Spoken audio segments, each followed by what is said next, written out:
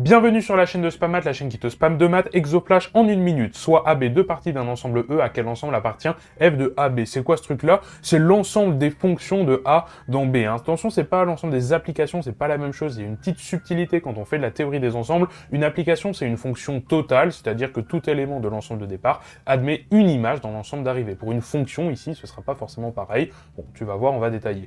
F de x égale y, c'est un abus de notation en théorie des ensembles. Ça veut simplement dire que le couple x, y, ou le couple x, f de x, donc, appartient au graphe de la fonction f. Pareil, f de point a flèche b, x flèche f de x, c'est un abus de notation pour dire que f, c'est le triplet a, b, gamma, où gamma est donc le graphe de la fonction f ici. Et gamma, c'est une relation fonctionnelle, c'est-à-dire une relation avec un ensemble de couples, donc, dont le premier élément est dans A, le deuxième élément est dans B. Donc gamma, c'est une partie de A croix B du produit cartésien gamma est inclus dans A croix B, ce qui revient à dire que gamma appartient à l'ensemble des parties de A croix B.